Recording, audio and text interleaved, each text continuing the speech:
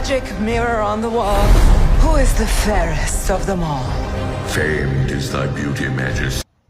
What's going on, folks? Hope you're feeling good. Hope you're feeling great. Let's get it in. Black mirrors, right? What are black mirrors? You see, during the 1700, maybe even before that, they would use like a black mirror. Just like we have a clear mirror, but the mirror that they would use would be black, and they would contact spirits and entity. They would talk to them as if, almost like we're doing today. You might FaceTime your girlfriend or your homies on your cell phone. Your cell phone is a form of a black mirror. Laptops, television, tablets and stuff like that. Those are a form of a black mirror. That's why you're able to FaceTime someone. You might be in America. You might FaceTime someone all the way in, let's say, Brazil or China and stuff like that. You're FaceTiming one-on-one. That's what they would use the black mirror for during the ancient times, right? To talk to spirits and entity like that. So that's why when you see like the Snow White character, you'll see they'll use like magic mirror on the wall, and then a being appeared, and they will talk to that person. You know what I mean? They will talk to that person. So black mirrors, again, those are portals. Your cell phones, laptops, television, those are a form of a portal. And demons, entities, they can, sometimes contact you through your cell phones and shit like that, bro.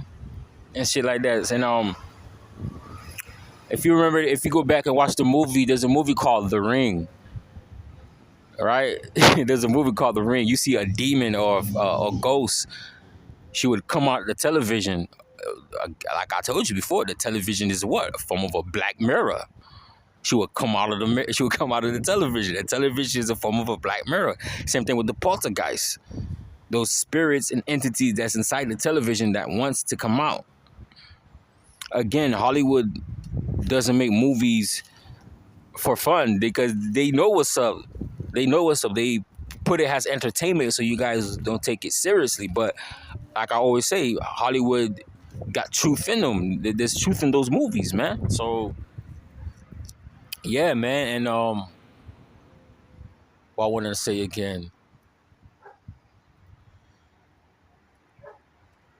you got when they ask you, if you're a human or if you're a robot, they ask you to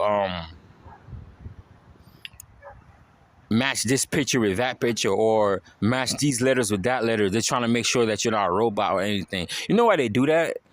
Because they know there's other beings and entities that use the internet, that use the cell phone. They got beings out there. I know it sounds crazy. I know it sounds out there, but you don't got to believe me. But there's beings out there that knows how to use a cell phone. There's a reason why they ask you if you're a human, to make sure you're not a so-called robot. But really, there's other entities that using the cell phone / the internet and shit like that.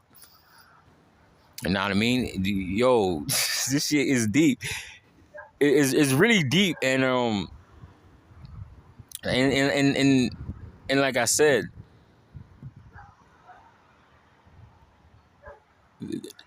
people think the government is watching them through their cell phone. It's not only just the government.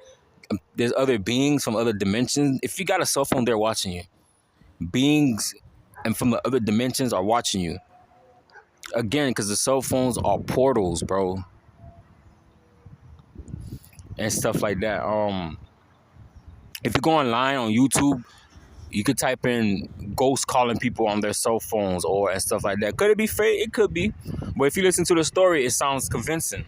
The story sounds very convincing. You have beings that will call people's cell phones and not say anything, and then they will try to trace the number back, but they can't trace it to anywhere.